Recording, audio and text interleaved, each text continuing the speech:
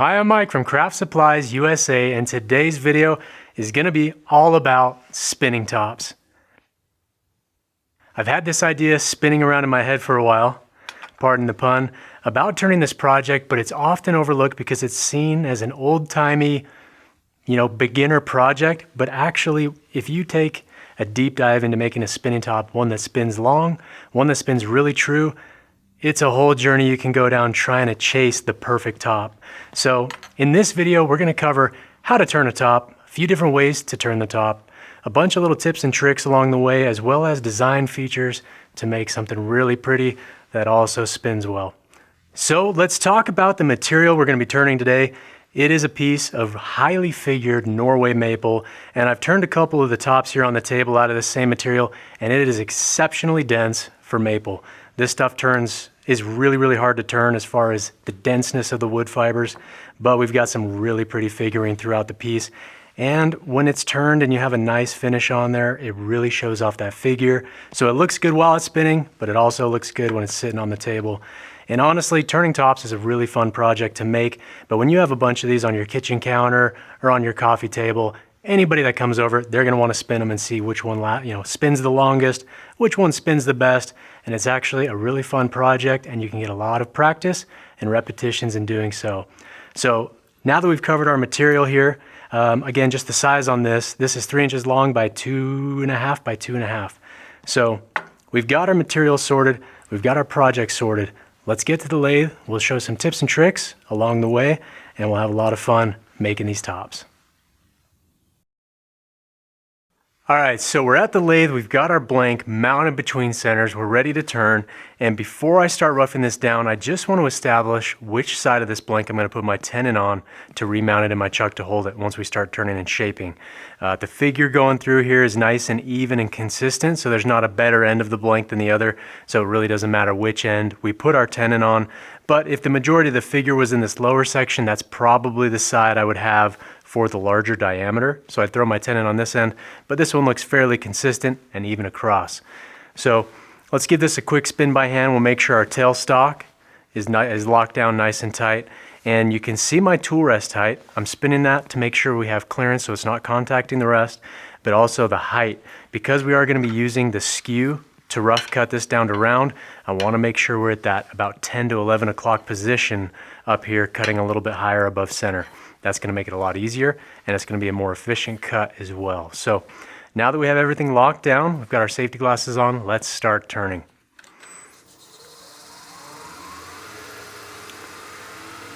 So this is a roughly 2.5 inch square diameter piece. For our speed, I'm going to be about 2,000 RPM now. Once we get this down to round, we can bump that speed up. That's going to help us get a cleaner surface off the tool as well. And we're going to start out with some peel cuts, so I want to make sure I establish the tool on the tool rest first, and then we're going to keep that handle nice and low and then arc that cutting edge in.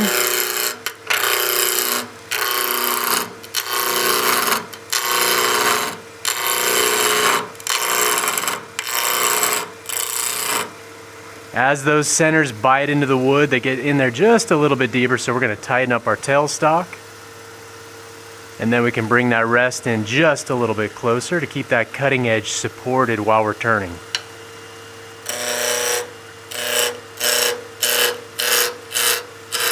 And we can peel cut this across.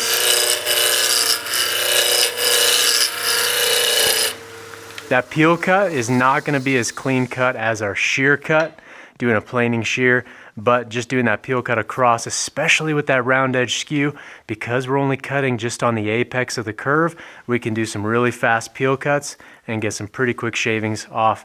But let's keep roughing this down to round.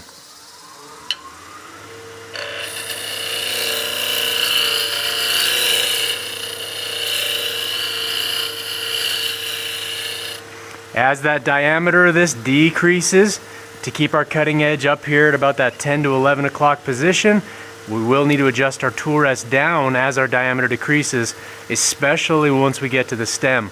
If we leave this tool rest at the same height as we're turning, when it's 2.5 inches round, we're going to be in the right spot, but as that gets down to 5/16 or a quarter, we're going to be way above the rest and our tool handle is going to be inverted, and that's what we don't want. So we're going to have to make sure, because our diameter is decreasing at such a big rate, we will have to adjust our tool rest frequently. All right, if I rub the tool on our blank, this end is all nice and round, but you can hear that skipping, so we've got a little bit of a flat still here, and we can bump our speed up now because we got those corners removed and we're pretty much to round. I'm gonna just chamfer the end of the blank on each side to get rid of any sharp corners with a V cut. And the blank isn't square on the ends here, but that's fine. So let's take a look real quick before we put our tenon on our blank. Let's look at our surface. With a peel cut, we'll do a quick planing cut in just a moment and see how much better the surface gets. But this piece, there is a ton of figure going throughout that. Just off the tool, you can see just how much curl we've got. And especially once we do our shearing planing cut here in just a second, we're gonna see that figure pop even more, but this is gonna be a really good looking top. All right, for that shearing planing cut, we wanna make sure we index off that bevel heel. That's gonna be that transition point between the flat and our ground section of the tool. So we'll index there, and then once we're on that, we'll raise that handle to where we're on our bevel and then our cutting edge. And we'll do just a nice controlled shear cut across our surface to see how much better this surface is compared to the peel cut. And then we'll pick that up right here. And again, we want that cutting edge at a 45-degree angle to the wood, to the oncoming wood. And let's take a look and see. And you can see how that's basically burnished, polished that surface, and that figure pops even more. So I'm really excited to make this into a top. This is gonna be a really pretty top, especially once we get some finish on there in a really good looking shape.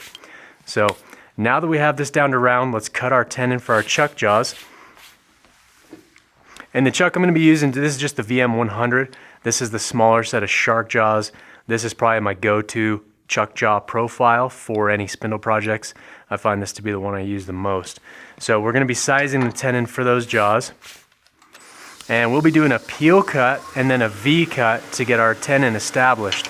So we'll start with that peel with a handle down here at about a 45, and then we'll index until we get our cutting edge established. And then we're gonna arc that cutting edge into the material. So if we're not cutting real quick, this is what the tool motion looks like. We're arcing that through. If I stop the lathe, we can bring it here. So we start that about that 10, 11 o'clock position for our cutting edge, and then we arc that down to center, and that's gonna give us a really good, efficient peel cut. Only downside is it does tear out these unsupported fibers out here on the end of the blank. So we're gonna clean that up, make sure we get this slightly concave with a V cut. So I'm gonna make sure that I've got this bevel pointed in the direction of travel that I want.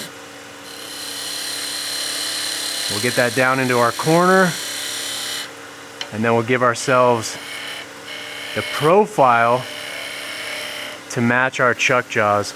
And then I'll just square up the end of this blank as well. That way it's not trying to register off an uneven surface. And then we'll just throw a small little chamfer right here as well. That V-cut cuts the end grain fibers nice and clean. We've got a nice appropriate sized tenon for our chuck jaws. So let's take this out of between our centers. We'll mount our chuck up and get this going. And while I'm remounting this, I just want to show you the difference between that shearing cut shaving and our planing cut shaving. So the peel cut, you can see these shavings here, these curls. That's going to be our peel cut shaving versus our planing shear cut. We get these super fine little ribbons that look like a little bird nest. That's when you know you're cutting a really clean surface, because it's easing the wood off away from the blank, and it's cutting very efficiently and giving us a really good surface. So a little difference in the shavings. All right, let's get this mounted into our chuck.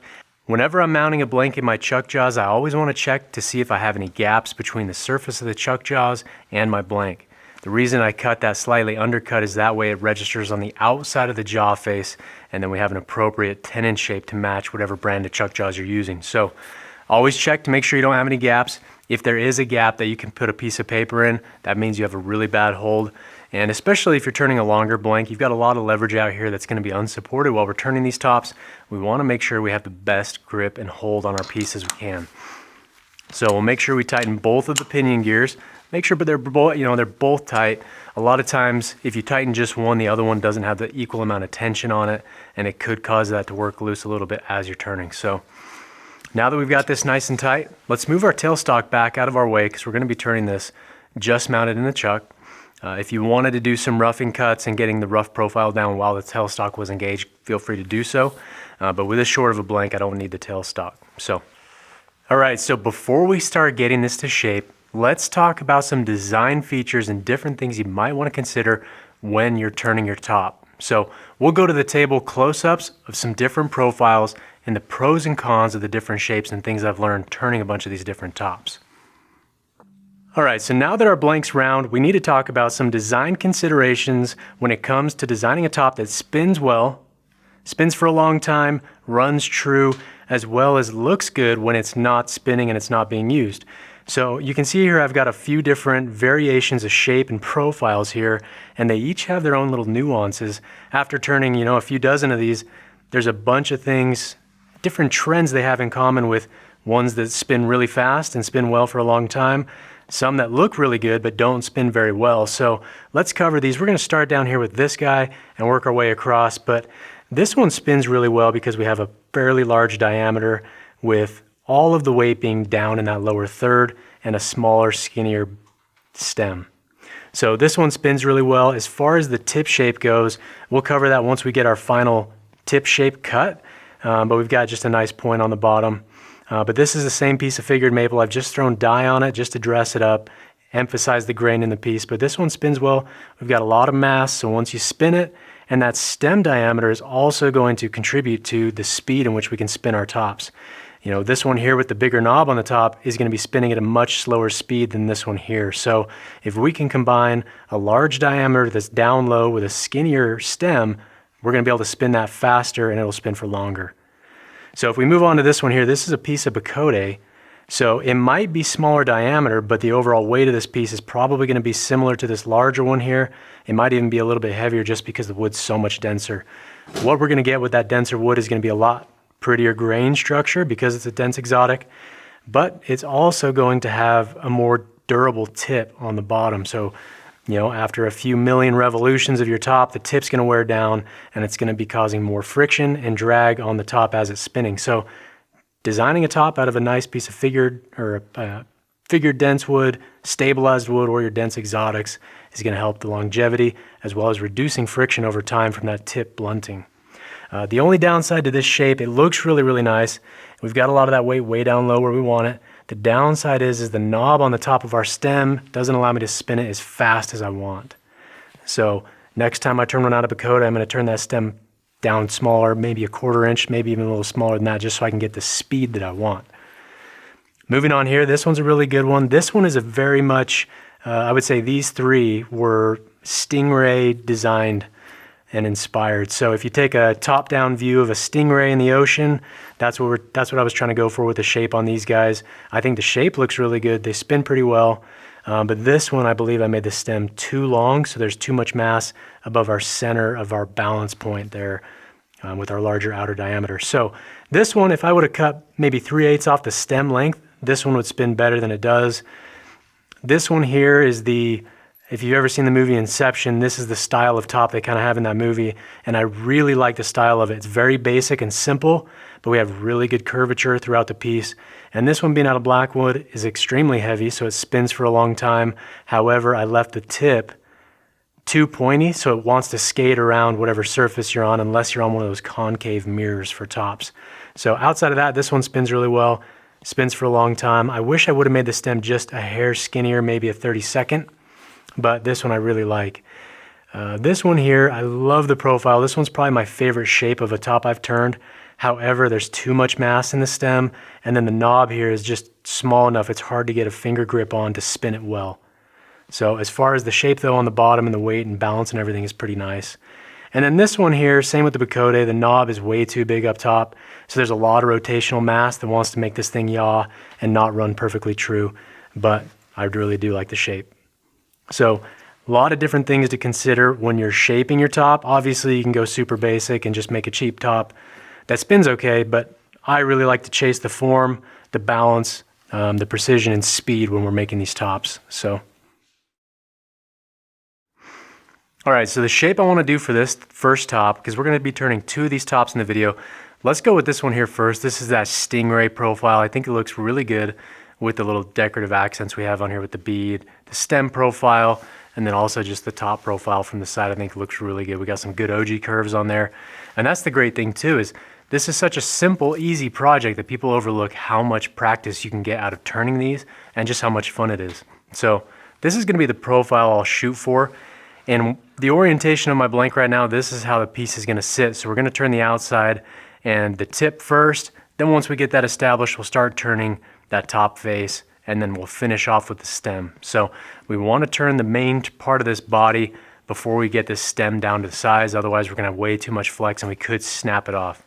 Especially with a figured piece like this, because we don't have as much grain strength because it's not a straight grain piece of wood. The more figure in it, the less strength it has due to the grain structure. So we want to make sure and keep all the mass back here where the stem is for as long as possible until we start getting that turned down. So let's start off by shaping the bottom here. We'll be using a 1/2 inch spindle gouge. This is going to be a quick way to get all the bulk of our material out of our way, and then we'll do some cleanup cuts and things we can do to get a better surface as well. So you can see the piece is running just a little bit out of truce since we remounted it. A little bit of compression on the wood caused that to be just a few thousandths out of round, so I'm just going to square that up with a planing cut on my skew. There we go, that's running nice and true back here. Now we can start with our 1/2 inch spindle gouge. I'm actually going to rotate that tool rest over just a touch.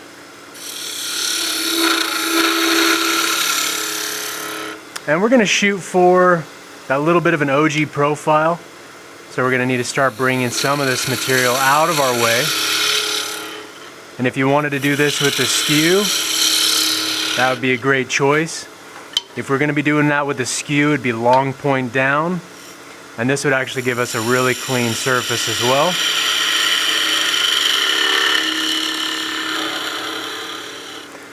So that's how that would look with our skew. I'm going to bring this over just into a better position for me. And I'm just going to use my pencil to lay out where I want the edge of the rim to be, because we're going to bring that back. That way we have enough room to get that really good OG profile that we're looking for. So that's going to be where we're shooting for.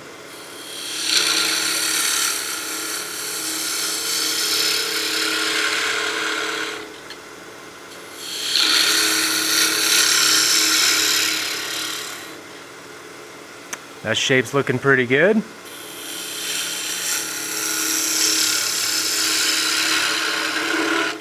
And I'm leaving this section here because that's going to be where the tip is, but we do have that indentation from our revolving center, and that's going to be in there fairly deep, so we need to leave ourselves enough room to be able to turn that nice and clean so we don't have any deformed fibers right in the center point, or else it won't spin well. So this is all going to be turned away right here on the end. And again, we're at about 2200 RPM. We could be turning this just a little bit faster if we wanted.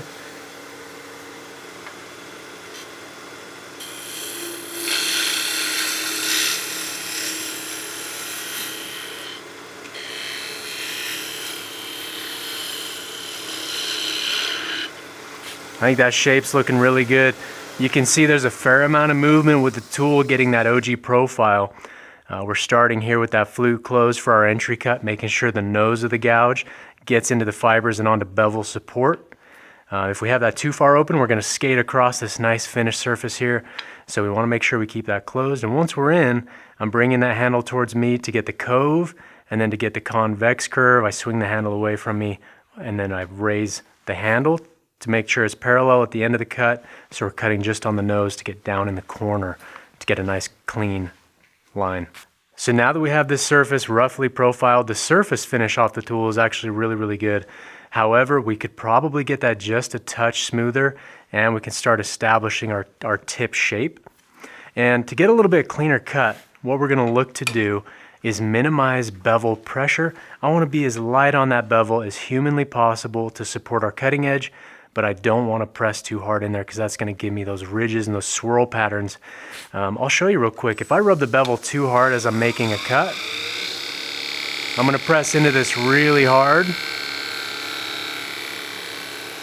you can see it's burnishing the surface, but it's creating an oscillating pattern from rubbing too hard. You can see the swirling pattern right there. That is too much bevel pressure. We want to make it to where that cutting edge is supported, but just ever so lightly on our bevel support.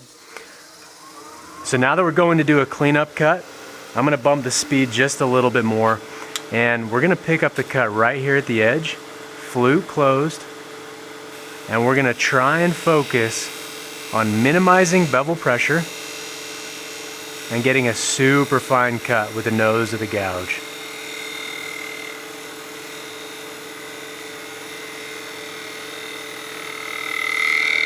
I'm gonna have to get just a little bit deeper in through the fibers to get beneath that oscillating pattern we left behind. Closing the flute of the gouge as we get down into the corner. But you can see that super fine shaving. That's what we're getting off that 3/8 spindle gouge. And that's leaving a super clean surface, but I can still feel those ridges from when I was showing you the bevel demonstration there. So we're gonna pick this up again. Super light bevel pressure.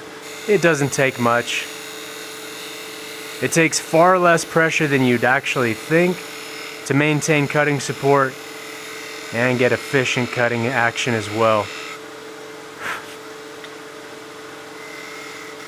Great thing is we can always pick up the cut on our bevel till we see those shavings established, and then we'll finish our cut right down into the corner. Beautiful. Let's take a look at our shape. If we take a step back, we can see what our profile looks like because we're contrasting off the floor, and I'm really happy with that. There's one thing you can do too. If you're having trouble with your spindle gouge, getting that bevel pressure correct, making sure you're getting a clean cut, and obviously sharp tools. These are fresh off the grinder, so we have a nice cutting edge. But if you're still struggling with that, what you can do, there's another option for a clean surface. We can go to a negative rake scraper. This is just a small 1/2 inch wide round nose scraper. This will be really good, especially on the end grain fibers here. Because the cutting or the wood fibers are supported as it's coming down onto the tool rest, that's going to give us a really clean surface. So let's show you that real quick. If you had a curve you didn't like or you weren't happy with the results off the tool from your spindle gouge, grab a negative rake scraper, and then we can use that and just lightly touch the surface, smoothing out any imperfections you might have, refining the surface while you're doing it.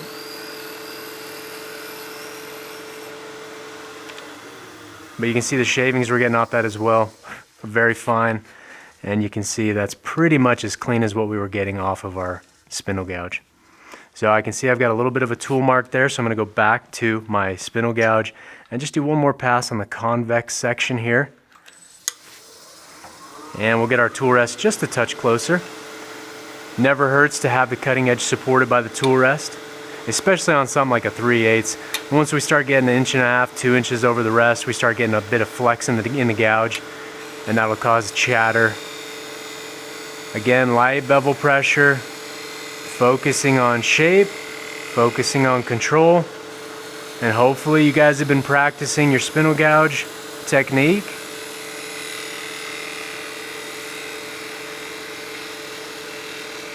And there we are. So now that I'm happy with this shape, really good surface, let's start working on our tip design. And we're just gonna rough profile this for now. I don't like to get the finished tip shape until I've got the other half of the top turned.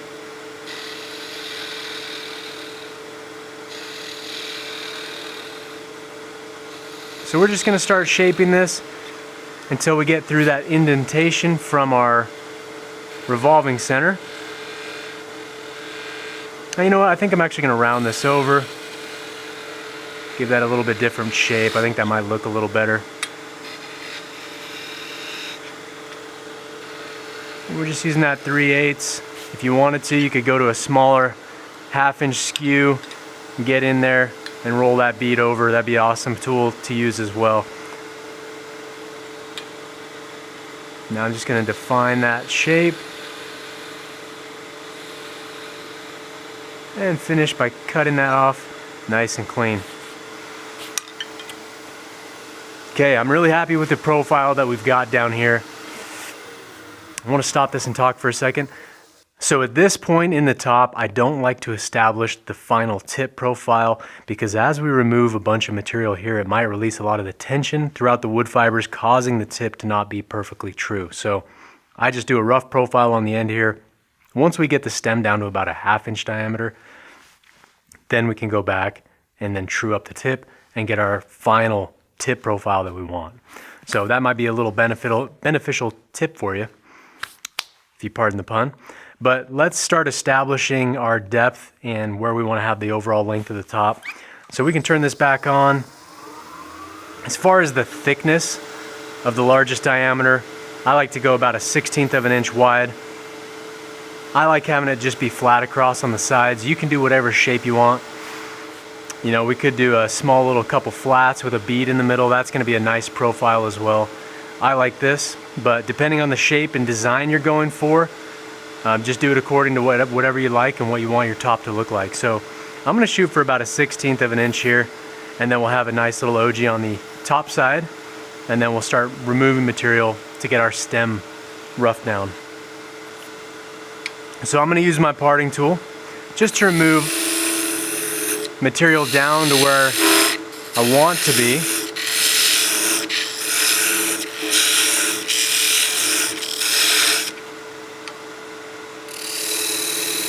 I'm also going to do that on this end, but I'm not going to go very deep on the top side because I want to maintain as much material there as I can for support. And then now we can start removing material here to give ourselves clearance to start working that OG shape on the top.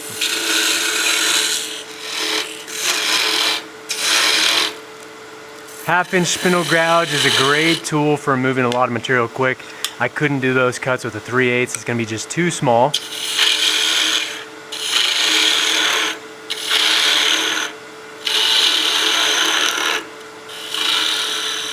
And we're just going to cove this section out, leaving a nice tapered base. That way we still have all the mass here that's going to support the top for the turning part, so we're not getting a lot of chatter.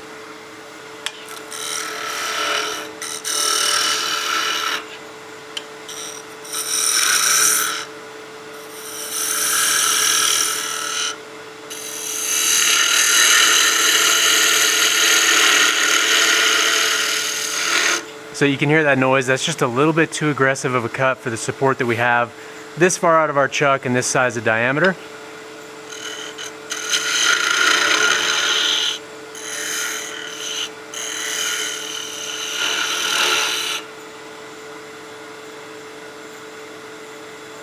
And I can feel the tip of this just running ever so slightly out of true. So we may need to true up the rim of this as well once we get this smaller and smaller. But just give that a little check, see if that tip's running true or not. If it's not, you're going to want to re-true that up if you've already got your established tip shape.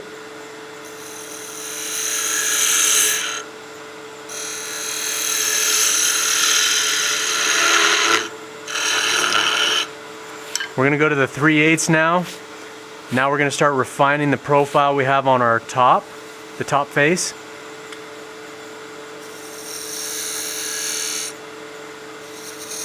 And again, we want to keep a lot of that mass as low as possible.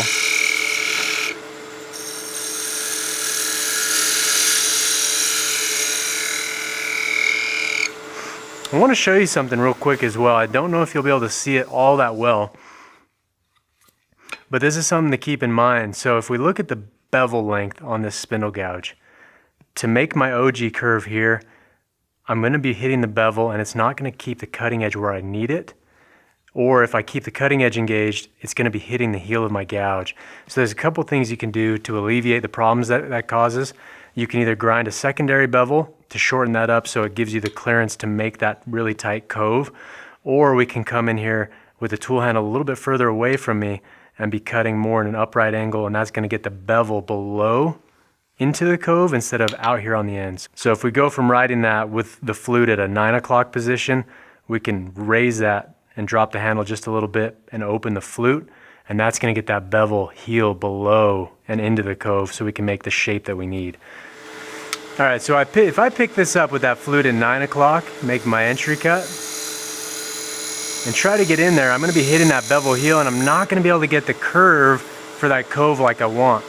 I'm gonna start on my cutting edge and then I'm gonna open the flute to get the bevel heel underneath my cutting edge and then swing this around, and that should give me the shape and the clearance I need to make the shape that I want. And then we can go back to closing that flute over to get our OG profile. And that should give us a really clean surface. So yeah, by doing that, by starting there and then opening the flute and then kind of arcing through that, that gets that bevel heel underneath my cutting edge instead of behind the cutting edge. And that'll give you a little more clearance to make that cut.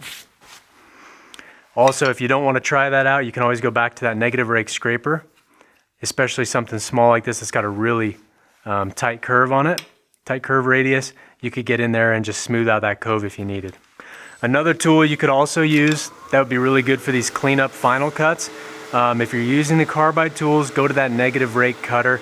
That's going to be non-aggressive and that's going to be perfect for these cove shapes, especially this round. That's going to allow me to get in here and get a pretty good surface and the shape that I need.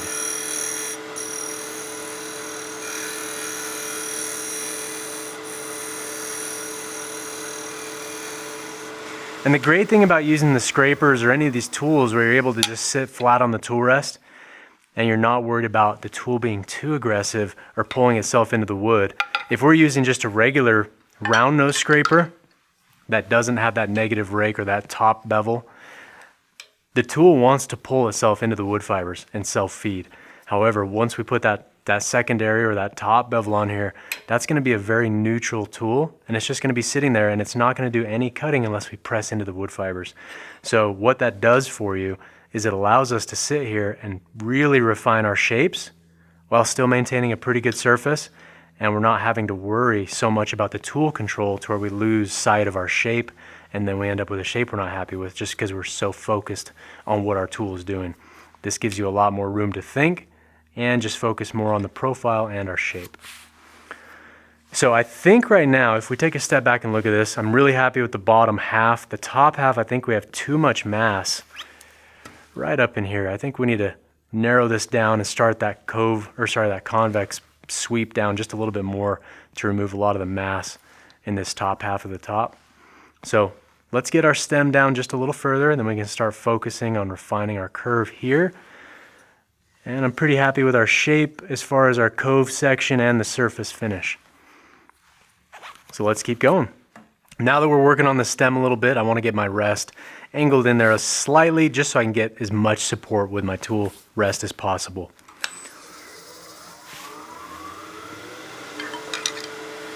So we'll go to our 3/8 spindle gouge. We're just going to cove this section out.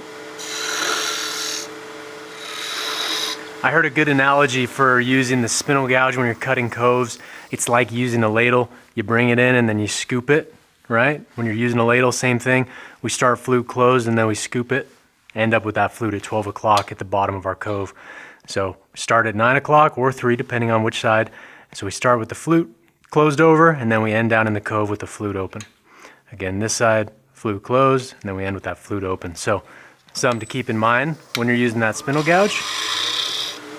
You can see as I'm using that tool, I'm advancing that forward and then rotating. There's a fair amount of rotation in a short distance. I don't want to go too much smaller on the stem until I get the top face established. Especially if you have to do scraping cuts. I don't want to do a scraping cut with a negative or not when these stems get really small because there's going to be a lot of chatter. I'm going to pick this up right there in that cove section and then blend the cove to the convex.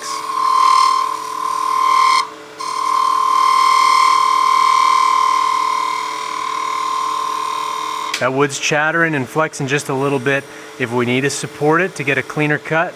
I like to put 2 fingers basically on the bottom side of the top, and then I'll use my thumb on top of the tool to support that throughout the cut, and that should eliminate a lot of the chatter.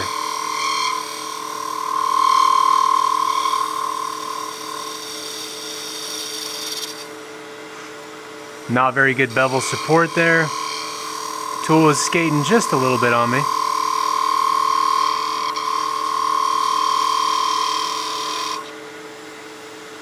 think that profile is looking a lot better. And now at this point, now that we have this part mostly established, we need to start thinking about our stem design.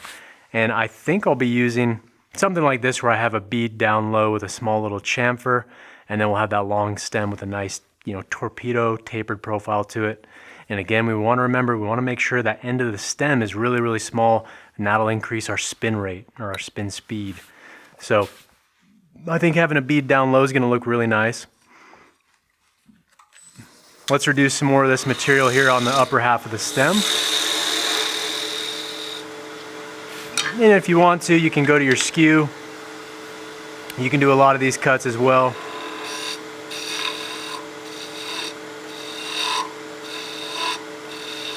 A little shearing planing cut, back to a V cut to get down in that corner. And that's the thing too, on this end grain surface here, if we're getting a lot of chatter, maybe it's worth going to your skew to do a V cut. We're just going to pick that up off the bevel. Again, minimize that bevel contact just enough so we're not getting too much chatter, but we're still getting the cutting edge support that we need, and that should give us a nice surface. And we can roll that over. We'll do a nice little half round. Maybe we'll make it a little chamfer instead of a half round, but we'll see once we get a little further into the project.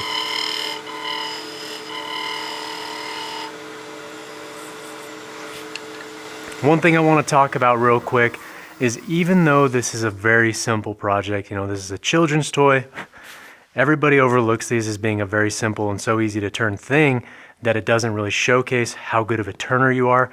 However, even in these really small, simple projects, what separates, a proficient, skilled turner from a beginner turner isn't so much that you can turn a top or the shape of the top or things like that.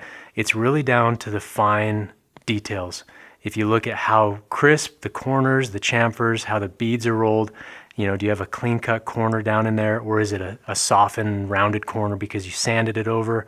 As well as on the rim, I don't want to have rolled corners because I sanded too much.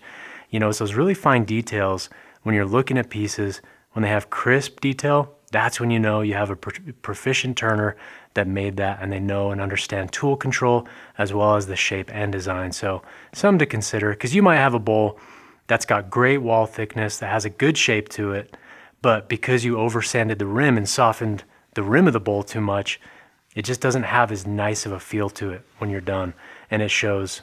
So it's those little things that you can pick up on to always improve your turnings.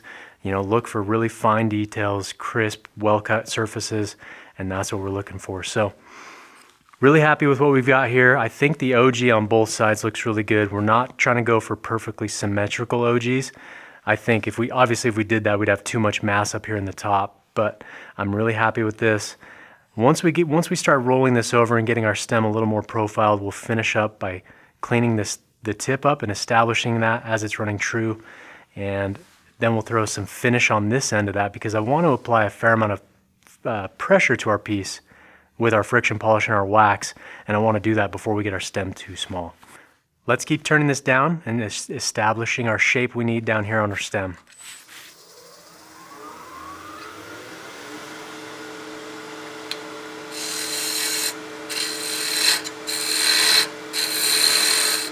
Just some peel cuts with the skew, then we'll go to that planing cut.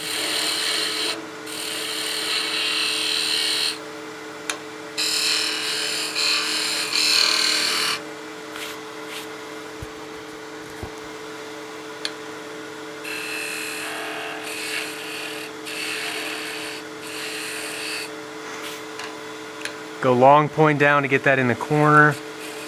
And if you want to, you can use, if you have an easy wood tool with the beading cutter, you could always do the beading cutter on the stem. And the only downside is to do a wider bead like this one here. This is the quarter. This is going to be a pretty aggressive cut, and I think our stem is going to be flexing too much. However, if you go to the 1/8 or the smaller one, that'd be a really great way to add some decorative beads and some tactile feel to the piece as well. Just throwing some beads on there, and you can use that easy wood beading tool cutter for that. That's a quick way to do it. Or we can use our skew And I want to make sure that this bead isn't so big that it creates too much weight up high. So we'll probably reduce the diameter of that bead a fair amount. But we just need to give ourselves clearance with some V-cuts to get in here. And we'll get the diameter of this down just a bit. Just a small bead, something decorative. Maybe the same diameter as our tip here. I think that looks pretty close. Maybe just a touch smaller. Now we can go long point and start rolling this bead over.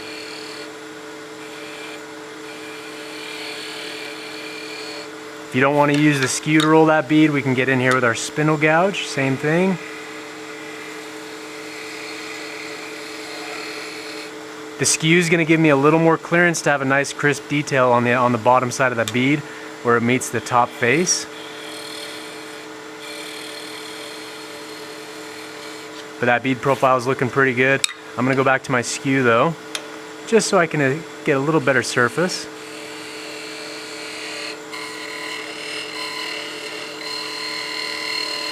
Because we have a really long point on this with that 22-degree bevel, that's going to allow me the access I need to get that cutting edge down in there. Let's get a nice crisp, clean detail line.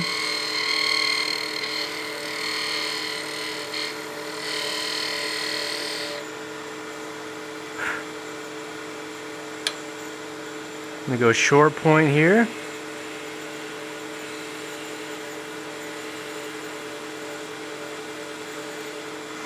Alright, and if you want to learn how to do these cuts I'm doing with the skew, we have some full-length videos specifically on the skew, how to use it, how it works, how to get better with it.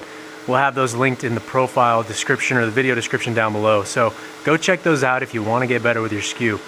But this is a great time to implement the practice we've been doing lately with our skew. Doing this bead right here on a fairly small diameter piece that's unsupported. This is where that skew really shines. This allows me to make the cuts that I need while being extremely delicate. And if I hadn't practiced these like I've been doing, putting in the repetitions to get better with this, right now I'd be having catches and probably snapping this top off the stem. So this is why we practice, to get better, so then we can implement better cutting techniques into our projects that we want to turn for people. Really happy with that bead shape. That bead shape there looks really, really good. Now let's start getting our stem diameter down just a bit more, and then we'll establish the spinning tops point right here, because it's not running perfectly true anymore. I can definitely feel a little bit of wobble. We'll also need to true up the rim here.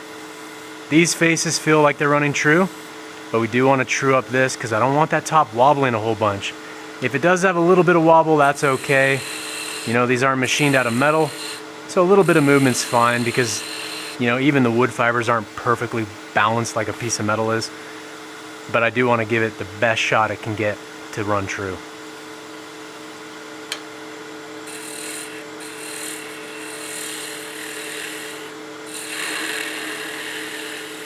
The great thing about the skew too is it's going to remove material with very minimal bevel contact, so I'm not going to be flexing the piece away from me because I'm pushing too hard into my bevel. And it's going to give us a really clean surface because we are doing that shearing cut.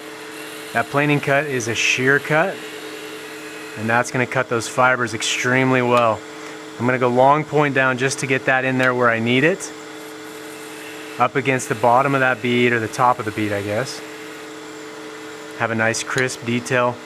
And before I get further with that, let's go ahead and true up the tip and the rim of our top. So now that we're going back to a larger diameter, I need to raise my tool rest up for the skew.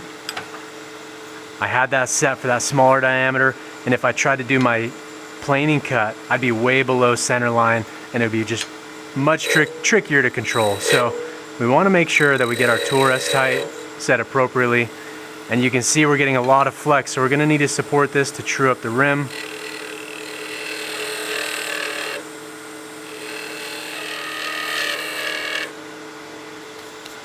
Now that we have the rim established and that's running nice and true, let's true up the tip here as well. And there's a little trick I want to show you. One thing that you can do to help stiffen up the tip of this, so over time the tip doesn't blunt and then create more and more drag, is what we can do is we're going to get some ultra thin CA glue, just a little bit on a paper towel, and we're just going to fill up the end grain fibers here with CA glue, and that's going to stiffen those and harden those up. So that way over time, this tip is going to be more durable, especially, you know, when your kids start dropping these on the floor, we don't want to have a really flat tip on the end, especially if you're using softer materials. So let me grab some glue, we'll grab some paper towels, and we'll just stiffen up these fibers. All right, so I've got my thin CA glue here, and what we're going to do, I'm just going to create like a little mouse pad piece. If you have a Q-tip, that would also work. But this ultra thin CA is going to wick into those end grain fibers. And we're just going to make sure we apply that just on the tip. Throw just a little bit more on. I think the majority of that soaked into the rag.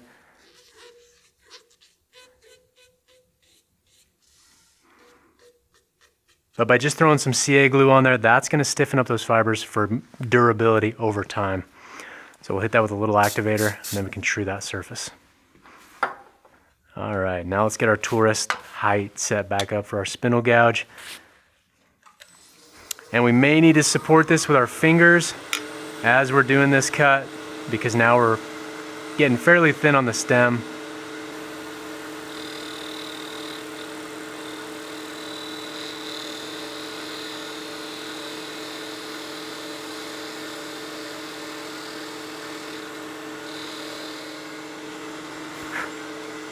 Maybe one more cut here. Again, I need to focus on extremely light bevel contact. And I'm just supporting that underneath with my fingertips. You can see if I get rid of my fingertips, we immediately get chatter.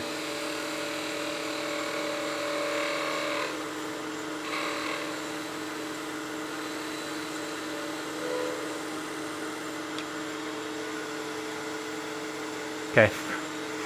All right, now let's go ahead and sand the bottom face and the top face and the bead, and then we'll finish up with the stem. So I'm just gonna move my tool rest out of my way, move some of these tools as well.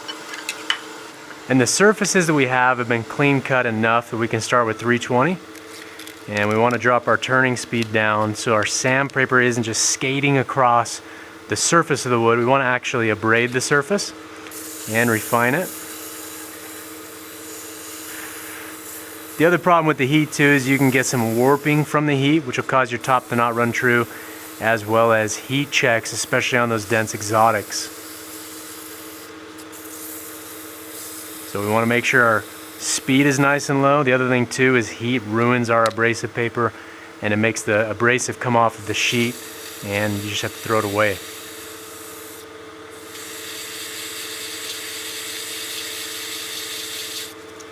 And right now I'm not looking to change the shape or re-profile my piece.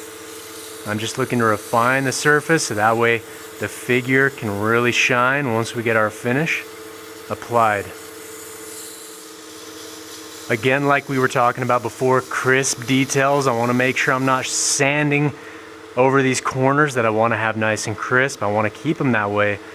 But if I get too loosey-goosey with my sandpaper, it's just going to soften all those up and make it look like a more beginner or entry-level top. I want these to be nice and crisp. Shows a level of craftsmanship while we're doing it. Anytime you're sanding, make sure you have your dust collector going or you're wearing proper protective equipment. But because I'm talking, I can't wear my mask. So it's a good thing we got these surfaces cut really clean so I didn't have to sand with 180. I'm going to sand just the bottom half of the bead here, because I know I'm going to change the shape a little bit on the top half because that stem diameter is going to come down a fair amount. So I'm not going to bother sanding the top side of that. And we'll sand the tip as well, making sure to maintain a nice fine point. And while we're sanding, we could talk about some different things you can do with tops. If you wanted to add some decoration with a marker or some texturing tools, things like that, you could definitely apply these to the surfaces here to make them, you know, a little dressier. Probably the most well-known top turner was Bonnie Klein. She would do a lot of decorative techniques, especially with plain woods, make them, you know, dress them up, make them look a little fancier. That's a great way to do that, just adding some decoration and color. But with these ones I'm turning in the video, I wanted to focus more on the shape and how to turn the top rather than, you know, how fancy or decorative we can make it look with additive techniques like the texturing tools and markers and things. So the finish that we'll be using on the tops in the video is going to be friction polish. That's going to be our sanding sealer base, and then we're going to go over it with a beeswax carnauba blend, and that's going to give us a really good high gloss surface, and that carnauba wax is so hard it's going to give us a fairly durable finish as well. So now that we have these surfaces sanded and done, completed here, let's put our finish on, let's put our wax on. That way we can actually apply a fair amount of pressure and friction before we get that stem too small. All right, so for that friction polish, we want to make sure we shake that bottle really, really well. The shellac content settles over time, and you can see the color difference when it's been sitting for a few days. So we want to make sure we mix that up really good. And anytime I apply friction polish, I like to make just a nice little pad. I like to roll that over, and that's going to be a nice padded surface that's going to conform to the surface and different shapes we've got, and it's going to hold a fair amount of that friction polish for us to apply on our piece. I'm going to drop that speed down. Do a nice heavy layer. Make sure you fully saturate the cloth.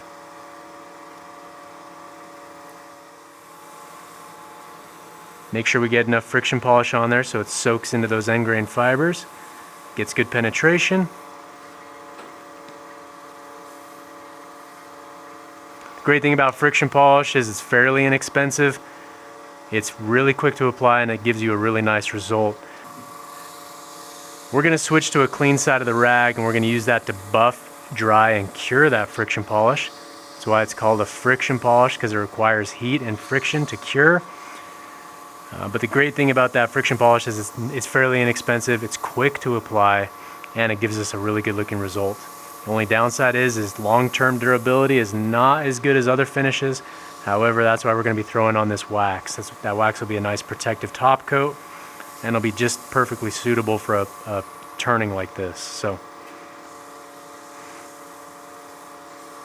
I also really like the smell of that friction polish. It's a lot better than some of the more caustic or nastier finishes out there, especially if you're in a small enclosed shop. So once the finish is no longer tacky, we can apply our wax. And this I'm going to bump the speed on because I need a fair amount of heat. So now that we're applying our wax stick, this is one that I melted myself. This is actually based off of Alan Batty's Woodturning notes. He really likes beeswax for finishes for food safe items. However, the beeswax is not very durable. So in his book, we have a link to it. We'll have it in the description below. It's free. But he talks about melting his own sticks. I believe it's 1/3 carnauba, 2/3 beeswax, and that gives you a nice durable food safe wax as well. The only downside to carnauba is it does require a fair amount of friction, and it's got a high melting point. So I'm going to push into the piece fairly hard, enough to melt the wax stick, get enough wax on there, and then we can switch to a cloth, and we'll basically burnish that surface, which is going to melt the wax, allow that to flow, even out, and that'll actually give us a really good high gloss. That's the great thing about carnaubas, is a high gloss wax.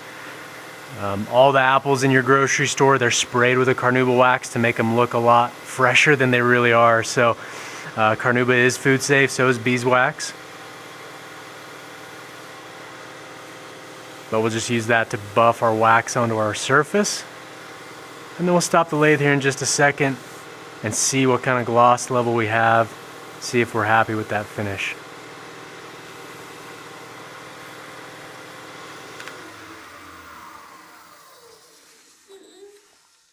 There we go, that surface looks really good. If you wanted to as well, you could throw this onto a buffing wheel and then buff the top at the end if you wanted to do that. But that really emphasizes the figure we have running throughout the piece. We've got really good clean cut surfaces, and it's running nice and true, most importantly. So now that we have our profile, our shape's really good, we got finish on most of this, let's start working on our stem. And one other reason real quick while we're on the wax, the one reason I like to do this before I start doing the stem is I do need to support this piece a fair amount as we're turning the stem to our final diameter. And by having the wax and the finish on there with a sanded surface, it's reducing the friction on my fingers as I'm helping support the piece, so it reduces that heat buildup. So that's one little quick tip to note. Let's get our tool rest brought back around, and I want to get this as close as we can. I don't want to be 2 inches over the rest with my skew while I'm turning rough, I'm pretty much one-handed. So give that a quick spin, make sure we're not contacting. I don't want to damage this really clean, crisp edge with my tool rest. We'll bring this back up to speed. We're about 2200 RPM here. Go back to my skew, and if you need to, support that with a couple fingers, and then I've got my thumb on the back of the tool shank here. That way I can help stabilize my left hand, and then I'm using my right 2 fingers here for support on the end of the top.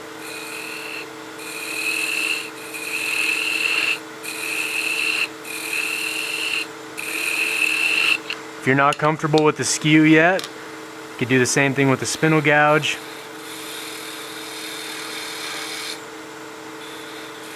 Again, supporting it with your thumb.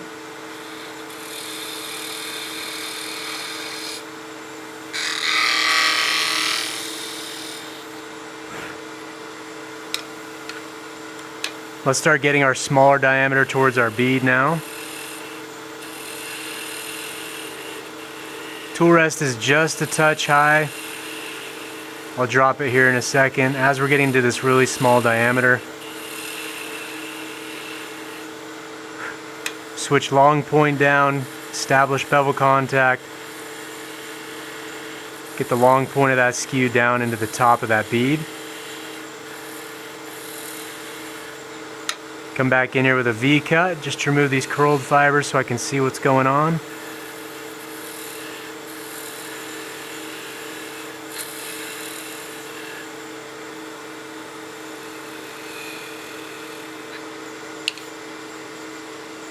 I do need to drop the rest a little bit. I'm basically cutting almost at 12 o'clock.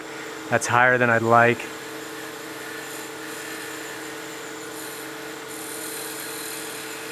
The great thing about this planing cut with the skew is it's putting almost zero pressure against the workpiece, so I don't have to use too much support with my hand. I think that bead profile is looking really good. Stem diameter is getting better. And we will be going for a bit of that torpedo profile, so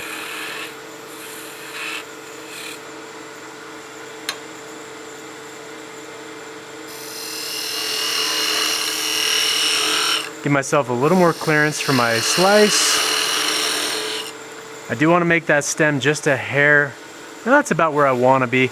However, I am going to need room to cut this off. I'm going to bring that tool rest over just a little bit, and we'll do a couple cuts here. We'll cove that out, that way I have room to do my V cut. Okay, that gives me clearance now for my skew. That way when I'm in here doing the V cuts to part this off, I've got enough room. That way I'm not rubbing this into the side of the wood.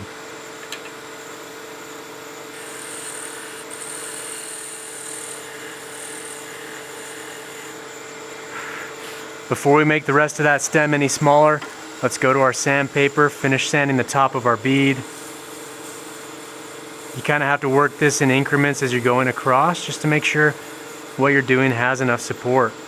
If I got my stem down to this diameter here at the very back end, we wouldn't even be able to really touch it with the sandpaper much. So, and I'm making this a lot more intricate than most tops out there. You don't have to be this obsessed with making a run absolutely true, but hey, if we're going to spend the time and delay, I'd like to be productive and focus on the precision, the tool control, and not just cranking out 30 tops in 5 minutes, which is certainly doable, but I want to focus on the best top that I can make.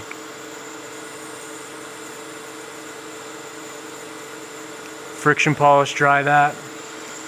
Grab the wax stick, and I am going to press into it from the back side here just so I don't cause any chatter with my wax here.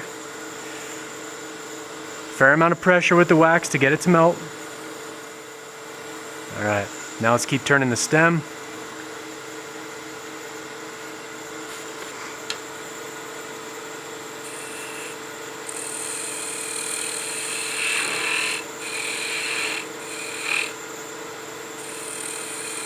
And this stem does get fairly small, so if you need reading glasses, grab them out.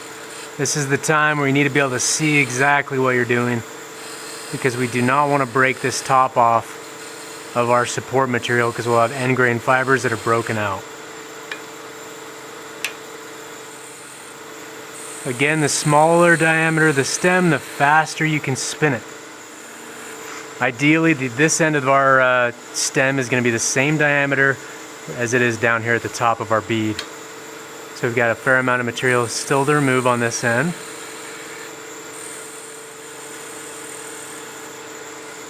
Okay, let's go ahead and sand that now. Sand the stem, and then we'll show you some of the tricks as far as cutting this off and making sure we have a really clean cut top with no torn end grain fibers.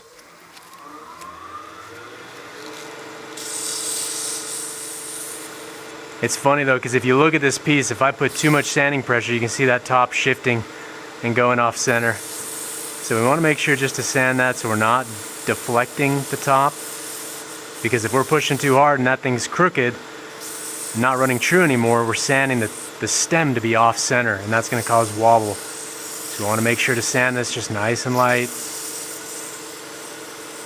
Anytime you're doing delicate turnings like this, you're doing finials, lighter the pressure, the better. You don't want to be too heavy-handed.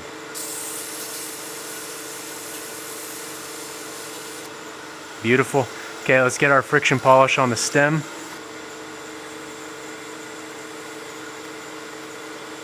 That friction polish, you can see the figure now is popping really good.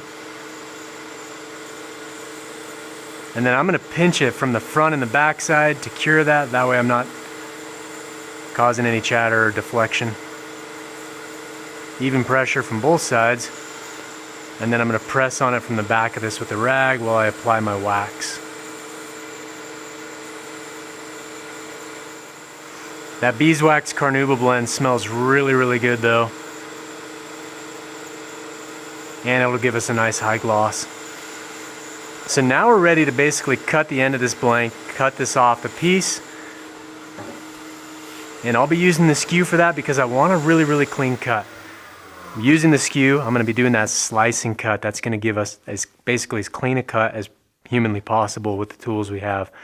So doing that slicing cut, we'll do a series of V cuts just further than our end of our top, because I really want the end of this top's going to be right here where this diameter increases.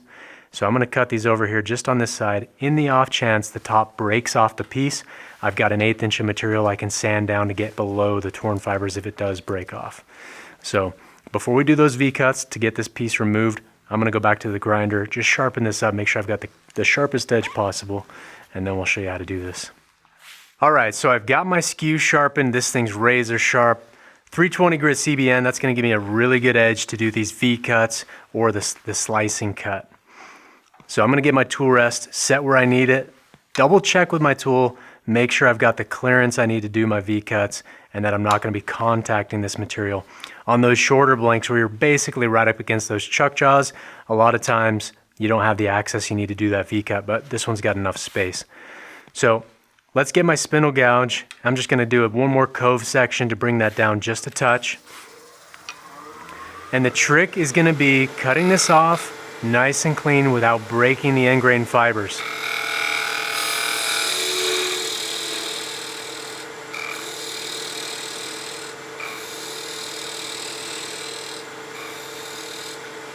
So let's get our Skew out. And I will be supporting this by hand because as we part this off, I don't want this hitting into the tool rest and denting the edge. So I will be supporting this with my fingers, and then I'll be using my thumb on top of the tool here to help give me a little bit more control.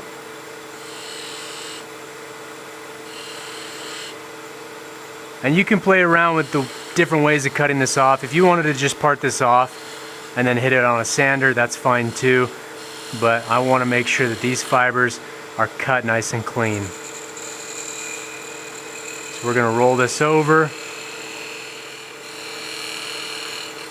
Just removing some more material to give myself clearance. The top's flexing a fair amount.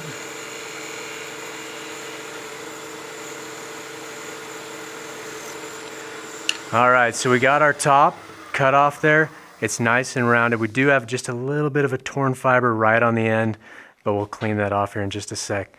But the shape of that though, the stem diameter is perfect. It showcases that figure we have in our piece. So if we look at our shape here, we've got a nice decorative design. We've got a really good clean cut bead here. Stem diameter with a nice kind of convex torpedo profile, I think is really good. As well as the diameter, this thing's gonna spin really quick. And then we also have that kind of Stingray-esque shape to it with that double OG. So now that we got our top done, I just did a little bit of hand sanding on the end just to smooth that off. Threw my finish on. This top is now complete. So now that we've done this, we can take a look again back at those marks of craftsmanship, having really crisp details, well-shaped beads, good design and profile, and a good style as well. So let's set this off to the side for now. We're gonna turn one more top. We're gonna do a little bit of experimentation on that next top. So we'll get another piece mounted up. We'll kind of cruise through the turning part of it since we just showed you how to turn. I'm just gonna focus on just getting this thing done into shape really quickly. But let's get that mounted up and we'll show you something cool with the tops. All right, so now that we have our very first top turned, we went over some cool tips as far as putting CA glue on the tip to increase the durability of that over time. And I'm really happy with the shape that we have. But let's turn one more. We'll do something more along this style. This is kind of like that top from the movie Inception. Really good looking top. However, we will do a couple different turning processes to hopefully make this run truer and spin longer. And the material we're going to turn this out of, the first one was out of that maple. This time let's turn it out of Bocote. And Bocote in the rough is kind of a plain looking ugly wood. Doesn't look fancy, but as soon as you cut into it, you can see that super pretty grain that we have here, and it's very, very dense. Extremely dense, high oil content. This will make a really durable top, and here's a finished one out of that same material, and it's got such a striking grain pattern to it. So this will make a really good top. It's gonna be more dimensionally probably stable and more balanced. It should be, so it should spin really, really well and spin for a long time. So let's get this mounted into our chuck. I'm just gonna mount it on the corners. We'll turn a quick tenon that we can flip it around and remount for a more secure hold. And this time, instead of mounting the piece and turning the stem last, I'm gonna turn the stem first and turn it to fit my collet chuck. Then we can flip it around and mount it in that. And hopefully that should result in a more precise top that runs a little more true as well. So let's get this piece mounted into our chuck jaws and we'll turn our tenon. So right now we don't have a great grip with our chuck jaws. We're on those corners. That's not a very secure hold. There's no dovetail profile to keep the piece in the chuck jaws. So we want to be fairly delicate. And again, set your tool rest tight if you're using the Skew for those peel cuts at that 10 to 11 o'clock position.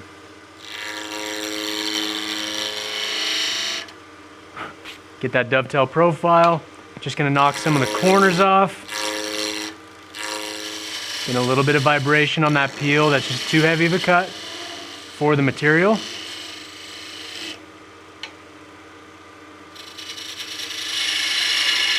Arcing cut to center.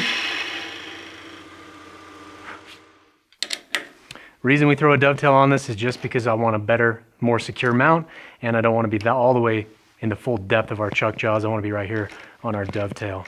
So clamp this down. We'll make sure it's nice and tight. And then this blank is fairly short.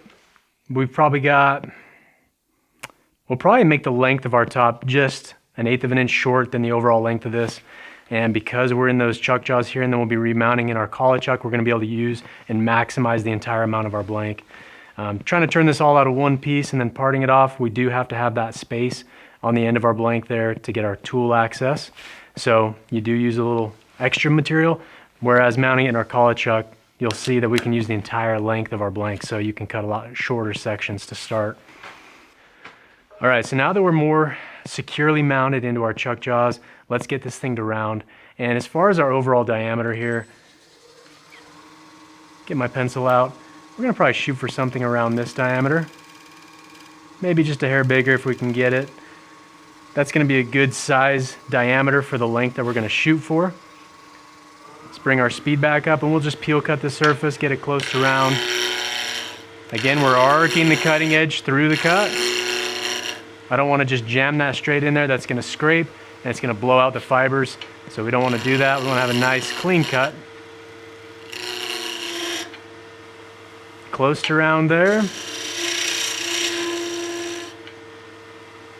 And just a fun fact while we're getting this to round is Bocote, dense, oily, exotic wood. It is a known allergen, so some people are allergic to this wood, so make sure you're wearing a dust mask, proper respirator while you're turning something like this. And while we're doing this and getting this to round, let's just look at the surface differences between a peel cut and a planing cut. So that was a nice gentle peeling cut, nice, smooth and uniform, not being too aggressive. On dense exotics like this, it'll cut clean. Let's show you a planing cut now and see if we get a better surface. Switch to my smaller skew just to give myself more clearance. Again, light bevel pressure.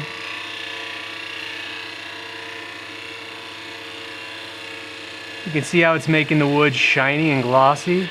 It's because that bevel's burnishing the surface as it's cutting, and you can see we get a lot cleaner of a surface.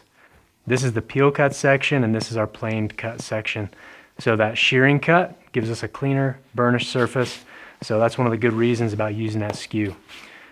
So now that we have this to round, our stem diameter is going to be 3/8. That's going to fit into our collet chuck. That should be just a little oversized. Let's check with our calipers. I've set these for my collet chuck, and that's actually right on the money. Apparently I can eyeball 3/8 right on. So we're going to be turning the stem diameter to that. I left that just a little bit proud, just so if I do have a catch or something, I've got enough material to try and get below that and still have it fit in our collet chuck. Those collets don't have a lot of expansion or contraction, so we have to be fairly right on the money with our sizing. And as far as our overall length for the stem, I'd say right about there. And then we'll have the little half round on the edge. This one's got a square flat shoulder on the edge. I'm going to round that over, make it just a hair wider. And I might actually move that down just a little bit to give ourselves a little more stem length. Gives it a little better aesthetic, I think. Plus it'll keep the majority of the mass in that lower third. So let's say, let me just peel cut those lines off. So let's make our stem length start there. That's where we're going to have our nice transition, and then we'll have that bead, and we'll have the nice contour.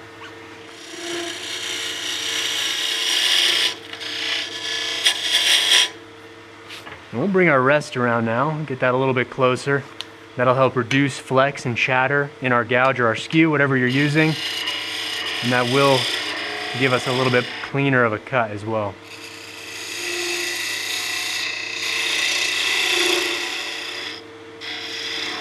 So this gouge, this is a 3/8 bowl gouge with a 40/40 grind on it. And it's interesting because it has a little bit more of a pointier nose than my traditional grind. That nose gets in there and allows that to slice those fibers a little bit cleaner.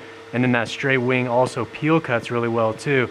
We can use this just like we were doing with the skew to peel cut, and that's going to give us a good peeling cut action as well. So just testing it out, seeing if I like it right now, seeing if I want to use it on this project.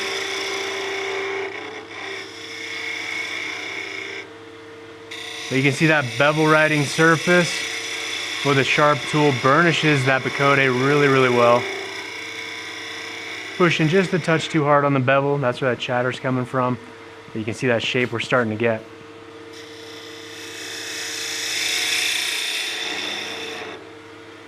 Switch sides, get that to where my body's in a more comfortable position.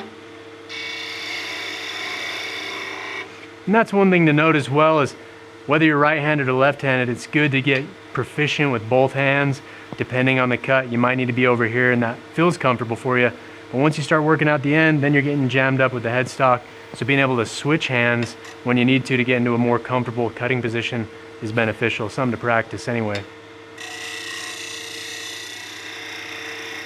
Tool rest is just a touch high still. And drop that down, check my nose of my gouge there. Let's take a look at the surface here and see how that gouge is cutting.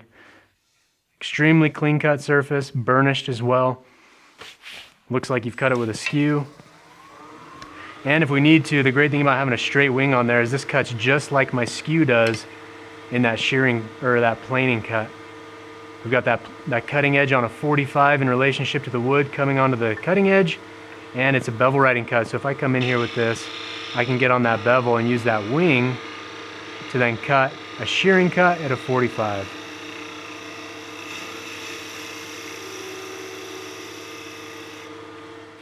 All right, now we're gonna start getting our stem diameter to that 3/8.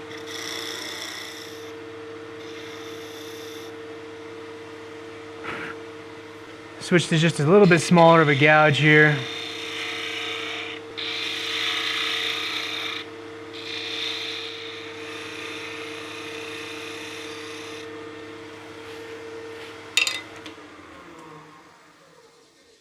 Just a little proud of that pencil mark, so we still have a ways to go. Just eyeballing how much material I need to remove still. Go back to that wing. Again, light bevel pressure. Even though this is a really dense wood, we still want to be mindful of bevel pressure.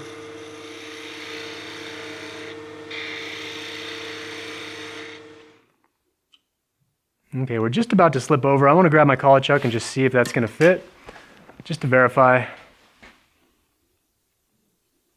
So that'll start, then we get just a little bit thicker as we progress down the stem. So I'm going to do a couple little plain cuts, and then we should be good on our stem, because I have this fully open, no compression on it yet. So we should be good there. Once we get the stem diameter finalized, let's round it over, give it a nice rounded top. And then if you wanted to, you could put a small cone point on it. I might actually do that. That way we can spin it upside down. That'd be actually kind of cool if we put just a small point on it. So we'll see. We'll see what happens when we get there. Let's do a couple more cuts, which usually means about another 30. All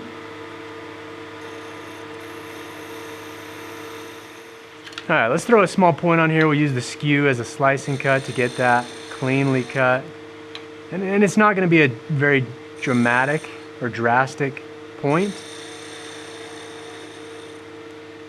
because it's kind of always a cool party trick when you're showing people your tops and it looks good and it spins well, but then you're like, hey, check this out too, I can spin it upside down. Okay, now we've got a nice little point on there. We'll just need to make sure we don't sand that. Before we sand it, I just want to part this down and start rough shaping the bottom part of our top. So I'll use my parting tool here. And before I do that, this is going to be a fairly aggressive cut with that, so I want to make sure that this hasn't moved in my chuck jaws.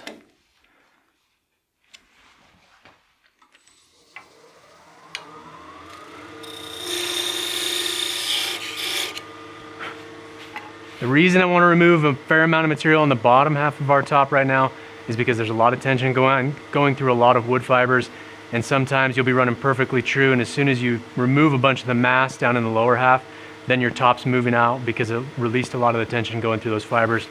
That, you know, that tension, all that wood that was there was supporting it and keeping it in place. And as soon as I cut through that, then the top half's moving. So I want to make sure that this is still running true. So I'm doing this before we sand, as to eliminate any potential run out.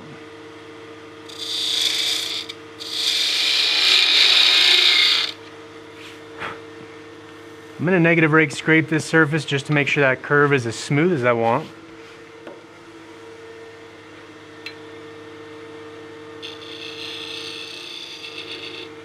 Negative rake scrapers on these dense exotics just cut so clean.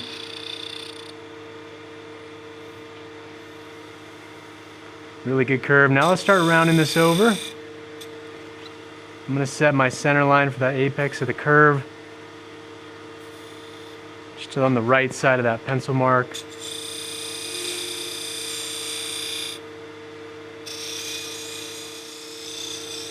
The burr is definitely gone. It's been gone for about 30 seconds, but it's still cutting clean enough to continue. Let's go ahead and sand this top section here. We'll throw our finish on it, throw the wax on it. We'll part this off, throw that back into our collet chuck, and that should give us a really clean, really true running top.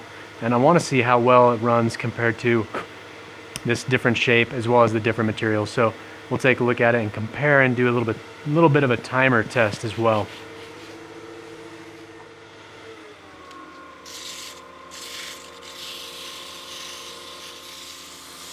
Use the contour of my thumb to get into that curve, help keep that nice and uniformly flowing across. Don't want to use anything that's too rigid because you'll create small indentations, especially on a piece like this where we're going to have a really high gloss finish. You can see any facets or flat areas on your piece once we have a finish.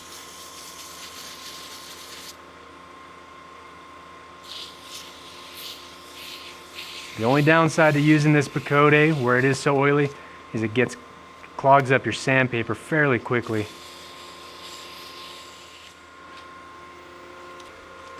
We'll grab our friction polish. Make sure you shake it up good. Apply a generous coat to make sure it's fully saturating.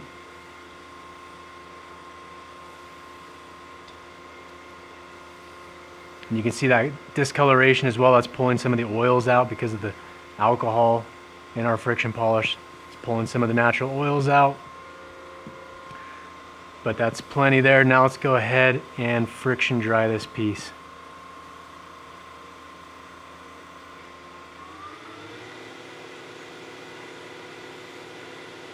You can see already while that's spinning on the lathe the beautiful color the Bocote has. It's one of my top 5 woods as far as look, turnability. You know, Bocote is an amazing wood. It's got a high oil content, takes shape and detail extremely well, has a beautiful grain pattern to it. It's hard to beat.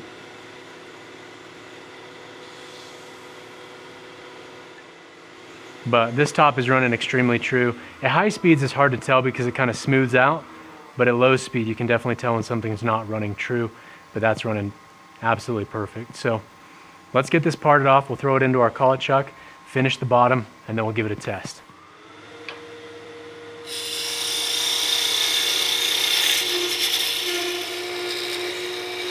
Getting fairly thin. It's time to support this now with one hand as we finish parting it off.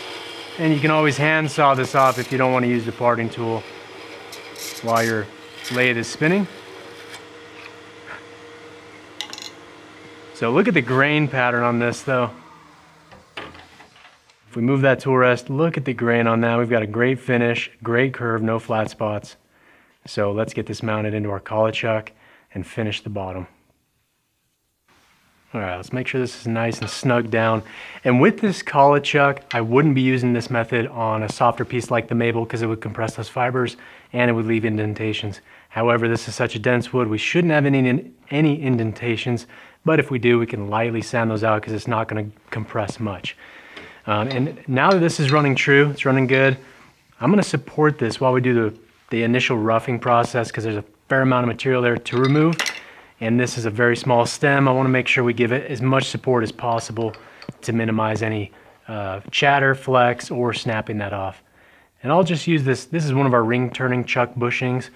I'm just using that so the center point of this revolving center doesn't damage all the fibers right where I need that tip to be cut. So we're just using that as a spacer and just very light pressure with the tailstock, just something to help keep that in place during the turning process. And then once we start getting closer, we'll get rid of that, and then we'll just do some really light cleanup cuts. So get that rest as close as possible. And very delicate cuts just to test out our work hold. Okay, not too bad. No chatter so far. Sharp tools are key.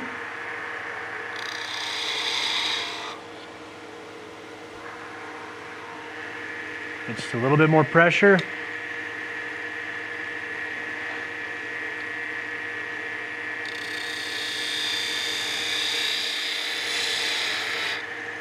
Let's establish the edge here. Gonna go back to that negative rake scraper and get that radius that we had.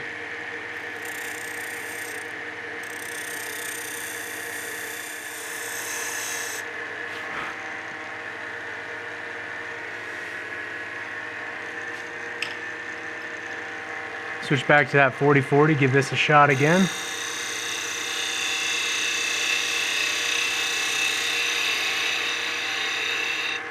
Bigger tool, you generally push harder into the material, so I have to remind myself, very, very light on the bevel pressure, and you can see I've got a double bevel on there just to shorten that up so I'm able to get in there and make the curve that I need without putting too much bevel heel pressure.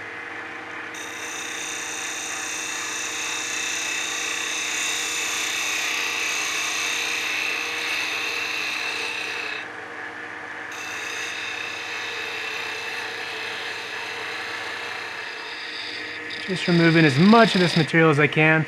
If I do contact that little bushing piece, that's okay. It's made out of aluminum. This M42 is not going to get hurt.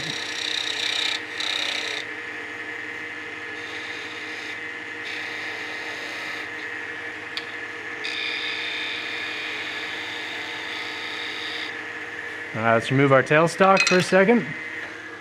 Catch that bushing. Now that we're unsupported, very, very gentle cuts.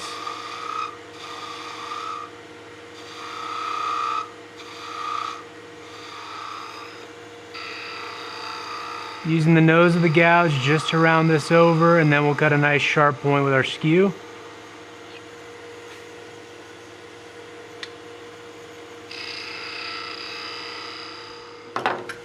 Slicing cut, long point down with our skew is going to give us a nice sharp point. We don't want to be too sharp.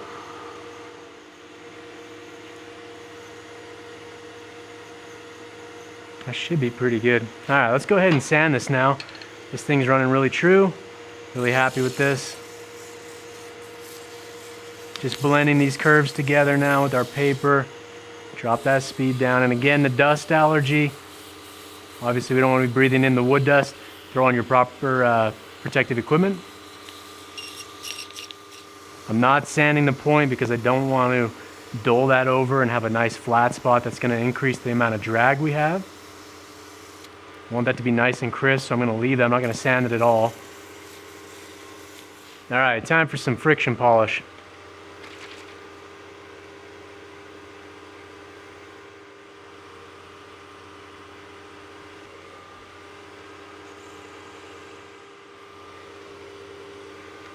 Okay, let's take this out of our collet chuck and take a look. Get that nice warm section of cloth. Just buff the surface that was in our collet chuck.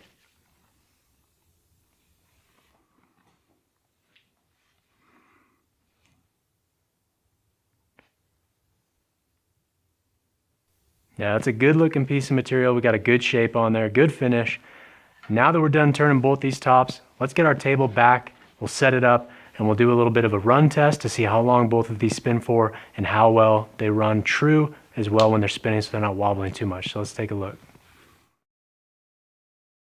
All right, so now that we're done with our two tops, let's do a quick little test with the timer, see how long they spin for, and it'll kind of show us the differences between the shape, the weight, design, as well as the different materials and different work holding methods. So let's start out with the very first top. This one's out of the maple.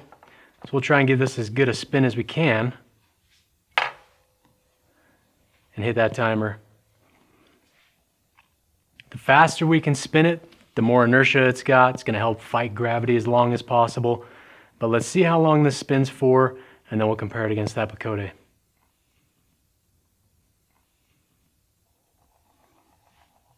All right, so about a minute.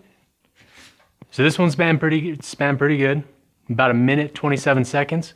So we'll set this one off to the side. We'll reset our timer. Now let's give the Bocote a shot.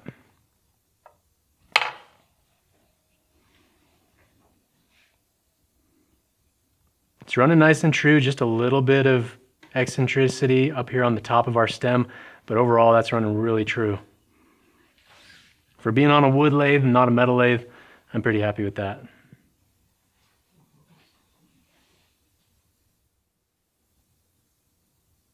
Minute 40, still spinning pretty good, so we beat the first top. Obviously, that's the majority due to the density of the material. Yeah, broke 2 minutes.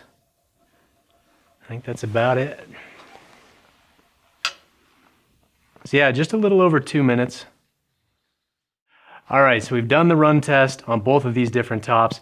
They both spun really, really well. They ran true. This one didn't run as true as I was hoping for after having turned it in the collet chuck. I think we might have had a little bit of a issue with our taper here. I should have put a shoulder to register against the face of those collet chuck jaws. So something to keep in mind, but we've learned a lot of different things turning these projects, especially for myself. I've honed my skills with my spindle gouge, getting these detail, also looking for different shapes and profiles. So it's been a good learning experience. You know, it was a project I overlooked for many years, but these are a lot of fun, and I think you'll have fun experimenting with them, especially when you start trying to see how long you can get your tops to run for. But if you turn one of these, go ahead, leave a comment with your maximum spin time. We'll see which one of you turners down there has the fastest or longest run time on your tops, and I'm excited to see it. So if you have any questions, comments, spin times, leave those down in the comment section below. And as always, if you want more wood turning videos, go ahead and subscribe to our YouTube channel.